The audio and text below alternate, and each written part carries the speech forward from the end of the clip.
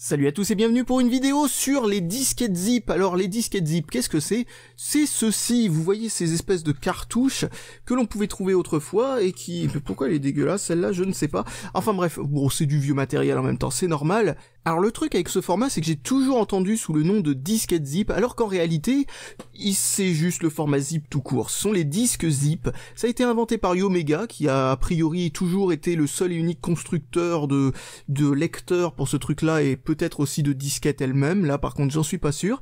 Ça a été inventé en 1994, donc c'est vraiment un format relativement vieux, mais ça a continué à être utilisé à peu près jusqu'au début des années 2000. Je saurais pas situer exactement à partir de quand ça a arrêté d'être utilisé, mais en gros peu après la sortie des graveurs CD à pas trop cher, pas les premiers graveurs CD, mais les graveurs CD qui commençaient à ne pas être trop chers, ce format a complètement disparu, étant donné qu'un graveur CD permet de pouvoir utiliser des disques de minimum 650 mégaoctets, 700 en moyenne la plupart du temps, il en existe des 800 même, pour pouvoir stocker absolument n'importe quoi.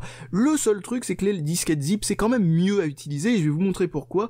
C'est parce que, eh bien, il n'y a pas besoin de d'effacer entièrement le disque à chaque fois qu'on veut réécrire des trucs dessus. C'est réinscriptible, bien sûr, comme une disquette, et ça supporte les accès aléatoires de manière convenable. Ça supporte les accès aléatoires, mais aussi les écritures et les effacements aléatoires, ce qu'un CD ou un DVD ne peut généralement pas faire. Un truc qui était marrant, c'est que, bon, bah alors là, je diverge un petit peu, mais bon, bref, Yomega a inventé des lecteurs graveurs CD zip, qui étaient incompatibles avec les graveurs de CD classiques, mais qui utilisaient les mêmes CD, qui pouvaient formater les CD de telle manière qu'ils puissent être utilisés comme des disquettes, c'est-à-dire en pouvant supprimer n'importe quoi dedans, n'importe où, à n'importe quel moment, réécrire des trucs, exactement comme si c'était un disque dur, une disquette zip ou un truc de ce genre. Alors, pourquoi ça n'a pas fonctionné? Parce que c'était de la merde. Et pourquoi les disquettes zip sont aussi un format qu'on a tendance à un peu oublier, qui commence vraiment à passer du côté obscur, vous savez, de l'informatique, c'est-à-dire vraiment les trucs qu'on a oublié l'existence, si on n'existait pas, on va dire, quand on n'était pas né, ou quand on, voilà, à l'époque où ces trucs-là étaient utilisés, c'est clair qu'on connaît pas. Moi je connaissais parce que c'était utilisé dans le CDI, c'est-à-dire dans la bibliothèque de mon collège. Si je n'avais jamais vu ça là-dedans, je n'aurais très certainement jamais connu ça, parce que vraiment, très sincèrement, la seule raison pour laquelle j'ai maintenant des disquettes zip, c'est en partie grâce à vous, parce que vous m'avez envoyé, mais c'est aussi parce que j'ai recherché ça par rapport à mes souvenirs venant de cette époque-là, parce que très sincèrement, si je n'avais pas connu ça là-dedans, j'aurais jamais su ce qu'était ce bidule, parce que ça a complètement disparu pratiquement du paysage informatique actuel.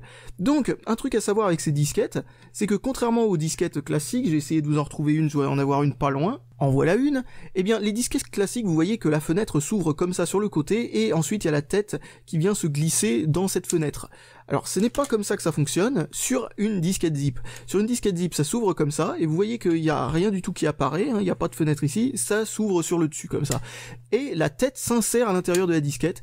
Les disquettes ou disques sont vraiment relativement rigides, alors qu'une disquette classique, c'est bon, relativement souple. Après il y en a eu des beaucoup plus souples autrefois. Ça c'est vraiment une grosse cartouche en plastique. Et un autre truc aussi avec ça, c'est que on ne peut pas, contrairement aux disquettes, éteindre n'importe comment ce genre de truc. Il faut attendre que la tête se retire pour pouvoir enlever la disquette. Parce que sinon, bah, on fait un head crash, tout simplement. Et un head crash, qu'est-ce que c'est? Bah, c'est comme pour les disques durs. C'est-à-dire que si la tête n'est pas revenue au bon endroit avant que le disque s'arrête, elle reste figée sur le disque, elle raye le disque en fait, parce que c'est exactement la même technologie qu'un disque dur en réalité. Là-dedans, vous avez des disques qui sont vous voyez peut-être un petit peu ici, ça se voit vraiment très très peu, hein, c'est vraiment très dur à montrer, mais il y a un disque qui est dans je sais pas quelle matière exactement, mais enfin en gros, bon bref, faites-moi confiance, c'est quelque chose de dur et non pas quelque chose de souple comme pour les disquettes. De toute façon, ça serait pas possible d'utiliser ce genre de format où ça s'insère sur le côté si c'était souple comme pour les disquettes. Le seul moyen de faire en sorte que ça marche bien avec les disquettes, c'est de pincer la bande comme ça avec une tête. Donc voilà. Alors un truc à montrer aussi, c'est qu'il existe plusieurs formats. Il y a le Zip 100, qui est l'original, Et ensuite il y a le zip 250 et le zip il me semble 750 si je dis pas de bêtises pour la dernière version. Ouais, je crois que c'est 750. Enfin, je suis même certain que c'est 750. Voilà. Et le truc pour pouvoir les différencier par rapport au lecteur, c'est la matière qui se trouve dans ce coin. Vous voyez qu'ici c'est un truc translucide, sorte de catadioptre. Ici c'est juste du carton. Et pour les 750, j'en sais rien du tout. Je n'en ai jamais eu entre les mains parce que c'est un format qui a complètement bidé, étant donné que je vais vous expliquer un truc très marrant avec la rétrocompatibilité sur ces trucs-là. Mais en gros, il a complètement bidé parce que les CD étaient déjà sortis depuis un bon moment. C'était un moyen de réussir à obtenir la même capacité que les CD. Mais bon, voilà, sans vraiment y arriver. Alors, qu'est-ce que je voulais dire sinon à ce propos? Attendez, ça va revenir. Oui, voilà. Donc, le petit machin pour pouvoir déterminer de quel type de disque il s'agit. Alors, il faut savoir que les lecteurs qui font les 250 font aussi les zip 100, sauf qu'ils les font beaucoup plus lentement et c'est pas compatible avec le mode compressé. Donc du coup, voilà, on perd quelques fonctions. Donc les 250 après. Alors les 250 sont compatibles avec les lecteurs 750. Si je me souviens bien, ils fonctionnent sans trop de problèmes, et les 750 fonctionnent bien sûr aussi, mais là où il y a un problème, c'est que dans les lecteurs 750, les zip 100 ne fonctionnent juste plus du tout. Enfin, si, ils fonctionnent en lecture seule, mais on peut plus du tout écrire là-dedans, donc c'est complètement inutile. Voilà. Alors j'ai deux lecteurs ici, juste pour vous montrer, donc voilà, un lecteur de 250, et donc bien entendu, il fonctionne avec les 100 sans problème. Alors contrairement au lecteur de disquette classique, ce bouton ne ressort pas quand il y a une disquette dedans. C'est juste un petit bouton, un petit bouton clic-clic, vous savez, comme il y a un peu partout, comme sur les télécommandes, comme sur les télés actuelles, ce genre de truc. On peut pas faire sortir la disquette quand c'est éteint, comme je le disais, et en plus de ça, c'est vraiment un mécanisme assez casse-pied, c'est-à-dire que la disquette peut rester vraiment coincée dedans. S'il y a eu un problème, vous perdez littéralement toutes vos données, et parfois vous perdez le lecteur avec. Vous perdez même très souvent le lecteur avec la disquette, si vous tombez sur une disquette foutue. Donc maintenant, un lecteur externe qui fait lui que les 100. Donc cette disquette est juste complètement inutilisable avec ça, hein, la 250 vous pouvez l'oublier pour ça. Et donc pour pouvoir insérer ça, vous voyez, vous pouvez pousser comme ça là, hop, et ça reste coincé dedans. Et maintenant vous pouvez plus la sortir. Voilà, vous êtes obligé d'attendre que le truc soit allumé pour pouvoir la sortir. Donc vous pouvez les insérer quand c'est éteint, mais pas les sortir quand c'est éteint. Donc ça c'est vraiment n'importe quoi.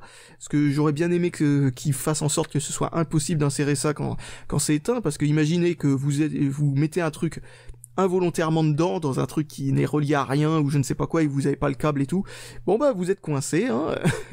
Enfin bref, ensuite ici vous avez le truc pour alimenter ce lecteur. Le seul truc c'est qu'il s'alimente en 5 volts. L'USB fournit du 5 volts aussi.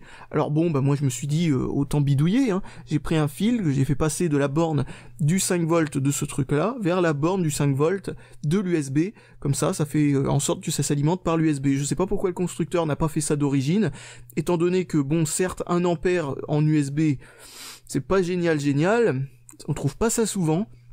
De nos jours, ça pose aucun problème. Je suppose que c'est pour ça qu'ils ont pas fait ça, mais ils auraient quand même mieux fait de faire en sorte que de laisser la possibilité au cas où on sait jamais que ce soit suffisant pour l'alimenter. Donc voici une petite boîte de disques zip. Bon, c'est vraiment très simple, hein, c'est juste une petite boîte, hop, on met ça là-dedans, comme ça. Voilà, hop, si j'y arrive. Et ensuite on referme, voilà. Et pourquoi c'est important d'avoir la boîte? Eh bien tout simplement parce que ces disques sont extrêmement fragiles. Vous avez vu qu'il y avait une petite ouverture comme ça, et en réalité comme ça fonctionne comme les disques durs, il faut pas qu'il y ait de poussière dedans. En tout cas il faut vraiment qu'il y en ait le moins possible. Si vous avez de la poussière dedans, eh ben là aussi vous allez bousiller vos disques, vous allez bousiller surtout votre lecteur avec, parce que ça risque de gratter contre le CD et bousiller la tête et le disque en même temps. Donc voilà. Donc si vous avez envie de bousiller un lecteur zip, c'est très simple, vous foutez plein de poussière à l'intérieur de votre disquette, et hop, vous l'avez bousillé, c'est génial. C'est pour ça qu'il est préférable, même encore aujourd'hui, d'utiliser des disques neufs que vous pouvez trouver relativement facilement, en plus, encore aujourd'hui, parce que, visiblement, ils en ont fabriqué 1000 fois trop par rapport au marché. D'ailleurs, je tiens à remercier un spectateur qui m'a envoyé 5 disques zip 100 qui sont carrément encore emballés comme ça, donc du coup pas de problème, j'ai pu utiliser ça dans n'importe quel lecteur pour vérifier leur bon fonctionnement en étant certain de ne pas bousiller mon lecteur, donc ça c'est une bonne chose. À savoir que je n'étais pas sûr que ce lecteur marche parce qu'il m'a été donné par un spectateur aussi, ainsi que l'autre d'ailleurs aussi, donc c'est que de la récup tout ça. Et donc c'est une vidéo qui est possible grâce à vous entre guillemets. Allez hop, c'est parti pour brancher ça à Pipo qui se trouve là. Et on va voir si ce truc-là est encore détecté par Windows 8, mais je pense que ça marche plus, ça. Il y a de grandes chances que ce soit plus détecté depuis encore plus longtemps que les disquettes standards, ce genre de truc. Mais en tout cas, ça permettra au moins de l'alimenter. Alors ça essaye de faire quelque chose. Donc là, il vient d'accepter la disquette. Bon, je crois que c'est déterminé comme étant absolument n'importe quoi sous Windows à notre époque. Allez, on éjecte ça, s'il veut bien. Voilà. Bon, nous voilà sur un petit PC sous Linux. Normalement, c'est totalement compatible encore aujourd'hui. J'avais testé ça il y a vraiment pas longtemps. Et donc, si je me souviens bien, il suffit d'aller dans l'utilitaire de disque qui doit se trouver pas loin du tout. Voilà, ici. Et logiquement, nous devons... Oui, voilà, il est détecté. Yomega Zip 100. Et oui, c'est incroyable, mais c'est encore compatible ce truc. Voilà, alors je mets une disquette dedans. Et là, ça fonctionne parfaitement bien. Bon, ça me dit aucun média, bien sûr, mais... En tout cas, le lecteur a réussi à accrocher la disquette, ce qu'il ne voulait pas faire sous Windows, étrangement. Alors je clique sur éjecter, ça fait rien de spécial. Donc je vais le débrancher et le rebrancher avec la disquette déjà dedans. Et voilà, c'est détecté, nous avons un média de 101 mégaoctets dans un format inconnu, dit-il. Non, ça j'en veux pas. Format inconnu, bon bah c'est pas formaté, alors peut-être. Donc formatons ça en FAT. Voilà, tac. Peut-être que Windows lui a fait des misères à cette pauvre disquette. C'est fortement possible, étant donné qu'il faisait n'importe quoi avec le lecteur. Donc voilà, voilà. Allez, hop, ça s'ouvre. Voilà, clac, on clique là-dessus. Ou alors c'est moi qui m'étais servi de la disquette pour en faire un truc d'installation de je sais pas quoi. Oui, ça me dit quelque chose, ça. Alors du coup, c'est normal que c'était une partition inconnue. Donc voilà, donc maintenant nous avons un petit disque dur, entre guillemets. Je sais pas si vous entendez le bruit que ça fait, mais ça fait un peu le bruit d'un vieux disque dur, en fait. Et vous pouvez mettre absolument n'importe quoi dessus, du moment que ça fait, bien sûr, une taille adéquate. Donc ce que je peux faire, c'est que je peux faire par exemple un backup d'un speak pour une vidéo, et hop, c'est parti pour stocker ça à l'intérieur de cette petite disquette. Ça va mettre un certain temps. Le truc qui est marrant, c'est que, exactement comme les très vieilles clés USB, ça commence à inscrire qu'après que ça ait fini de mettre l'indicateur de pourcentage de copie. Donc c'est un peu con. C'est un peu con, mais bon, il faut être au courant de ça. Il y a un petit voyant témoin sur le côté du lecteur. Donc vous voyez que je suis en train de copier un truc, et là, le voyant témoin ne met absolument rien du tout. Vous allez voir, au bout d'un moment, ça va se mettre à comprendre que c'est en train de copier des trucs dessus, et hop, voilà. C'est marrant, c'est comme je disais, c'est quand ça arrive à 100%, c'est assez étonnant. Mais bon, voilà, c'est comme les vieilles clés USB, comme je le disais, avec leur copie asynchrone. Donc hop, c'est parti pour copier ça. Et donc il faut l'éjecter comme il faut, hein, exactement comme ces vieilles clés USB d'ailleurs, sinon on se retrouve avec absolument rien à l'intérieur de la clé USB. Alors ça le fait encore sur sûrement certaines clés USB encore aujourd'hui, mais personnellement j'ai vu que ce comportement avait tendance à avoir disparu. Donc voilà, donc on attend que ça ait fini, on attend que ce petit voyant témoin soit terminé. Le deuxième voyant, ça veut dire est-ce que c'est prêt ou pas en fait, est-ce que la disquette est prête.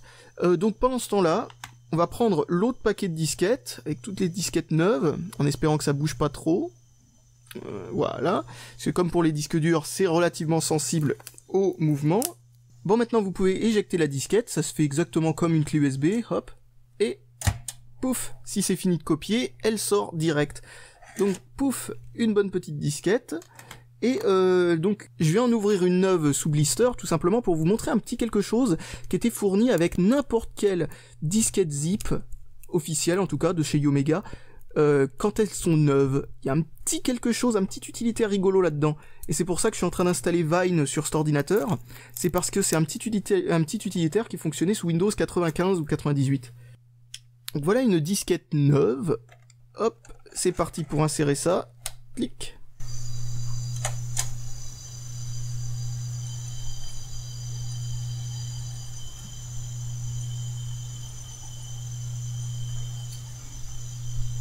Voilà, donc il y a une partition FAT qui est déjà créée, et voilà, vous avez ce petit fichier ici, qui constitue tout simplement un tout petit utilitaire. Alors c'est même pas un utilitaire, c'est plus une présentation du fonctionnement des disquettes zip. Vous allez voir ça tout de suite. Et voilà. Alors, c'est juste un petit, comment on pourrait appeler ça, un PowerPoint ou je sais pas quoi. Enfin, c'est un peu dans le même genre. Je vous zoome là-dessus. C'est magnifique. Ça vous explique juste ce que l'on peut faire avec une disquette zip. Ouais, c'est très intéressant. C'est même pas un utilitaire du style l'utilitaire qui permet, par exemple, d'utiliser le format compressé des disquettes zip 100 ou ce genre de truc. C'est au cas où qu'on ait fait une zip 100 compressée sur un ordinateur qui n'a pas l'utilitaire ou ce genre de truc. Non, rien du tout. C'est juste un petit truc rigolo comme ça. Voilà, ce petit programme a fini de faire la pub de Yomega et de leur fameuse disquette zip. Ce petit machin date de 98, donc il n'était pas dans les toutes premières disquettes visiblement. Donc voilà, c'était juste pour vous montrer ça. Alors un petit quelque chose à savoir sur les disquettes zip, en dehors du fait que ça a complètement disparu, c'est surtout le fait que, eh bien, il y a ce qu'on appelle le click of death. C'est une maladie qui est apparue sur beaucoup de ces lecteurs. Cette maladie consiste tout bêtement au fait que, le lecteur ne voulait plus prendre les disquettes, on met une disquette dedans et ça fait clic, clic, clic, je sais pas combien de fois. Je vais déplacer le lecteur le plus près possible du micro pour que vous entendiez le bruit que fait ce lecteur quand on insère une disquette dedans. Donc, hop, une petite disquette.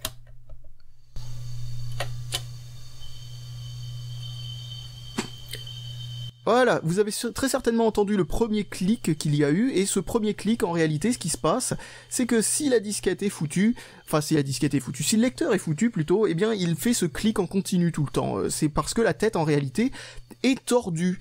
Et la plupart du temps, c'est ça la raison. Parce que ça peut être tout aussi bien autre chose, mais généralement, c'est parce que la tête est tordue. Et elle bute en fait contre le disque. Et pourquoi la tête est tordue ? Eh bien tout simplement parce que ça a beau être des disquettes, bon enfin encore une fois les gens appellent ça des disques, mais ça a beau être des disquettes, vous ne pouvez pas utiliser le lecteur zip pour les disquettes standards. Et le problème, c'est qu'elles rentrent plus ou moins dedans malgré tout. Vous voyez ? Donc si quelqu'un force avec ce truc et l'enfonce, etc., il peut arriver qu'il torde la tête tout simplement avec une disquette standard. Et il y avait aussi plein d'autres raisons, comme la poussière dans les disquettes, enfin c'est un format très fragile. Les lecteurs zip sont vraiment très fragiles, et c'est vraiment le gros défaut de ce format.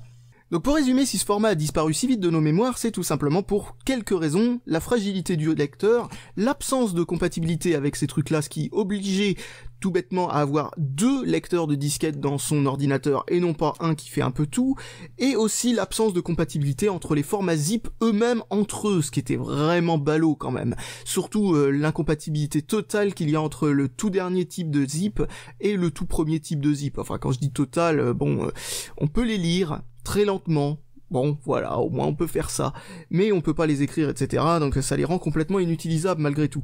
Donc ce format-là, il est pourtant sympathique parce que à son époque, c'était le seul qui permettait de transférer de grosses quantités de données, c'est-à-dire plus d'1,4 mégaoctets, comme on peut faire avec ça, et qui soit réinscriptible et qui soit pas un truc qui coûte une fortune. Malgré tout, c'était très cher, mais voilà, les premiers graveurs CD étaient vraiment beaucoup plus chers encore, et il y a une époque où ce truc-là était vraiment seul sur le marché, quoi. Il y avait ni alternative sous forme d'autres types de disquettes ou de cartouches, même s'il a existé des alternatives, notamment, comment ça s'appelle déjà ce truc ? J'ai perdu le nom. Mince. Les SideQuest, voilà, il y avait ce format-là bizarre aussi qui existait à une époque, et donc ça c'était vraiment le premier format à pouvoir transférer de grosses quantités de données, et surtout bien avant que les lecteurs CD arrivent. Donc les disques durs externes ainsi que par exemple les clés USB n'existaient pas non plus, l'USB n'existait même pas non plus au début de ce truc-là, parce que vraiment 94 c'est vraiment le tout début de tout ça, donc vraiment ce truc-là a eu son utilité pendant une longue période de temps, et on a tendance à oublier ça, parce que encore une fois cette chose-là ne sert plus à rien maintenant, plus du tout. Même les disquettes standards peuvent encore servir un petit peu de nos jours. Les disquettes zip ont juste plus d'utilité et sont en train de disparaître. Donc voilà, c'était pour vous faire une petite vidéo sur ce petit format sympathique que je trouve vraiment intéressant à ressortir, on va dire, du placard, même si très franchement il sert absolument à rien. Le seul truc que j'ai pu voir avec ce truc là, et d'ailleurs c'est justement ce que j'avais fait avec ma disquette zip non formatée, en réalité c'était un disque d'installation de Debian. Donc voilà, je m'en suis servi pour ça, mais ça sert à rien, autant utiliser une clé USB quoi. C'est vraiment voilà, c'est un format qui est à réserver aux vieux PC, et encore même avec les vieux PC, genre par exemple les vieux trucs sous Windows 3.1, etc. C'est pas si facile à installer que ça là-dessus, c'est vraiment surtout sur les Mac qu'on peut vraiment encore trouver une utilité à ces trucs-là, les très vieux Mac. Et encore, si on peut trouver une utilité à un vieux Mac, j'ai envie de dire, étant donné qu'eux-mêmes sont devenus complètement obsolètes. Donc voilà, bon, c'est une petite relique du passé un petit peu sympathique que j'ai voulu vous montrer, et au moins peut-être que ça vous aura intéressé pour, je sais pas, en avoir un vous-même peut-être sur eBay, peut-être que ça coûte plus rien. A priori ça doit plus coûter grand-chose, étant donné que, ouais, surtout qu'en plus il y a un gros risque à acheter ça d'occasion, encore une fois, c'est de tomber sur un lecteur de disquette complètement foutu. Bon bah voilà, je pense que j'ai plus rien de spécial à vous dire là-dessus, je vous dis salut à tous et à la prochaine.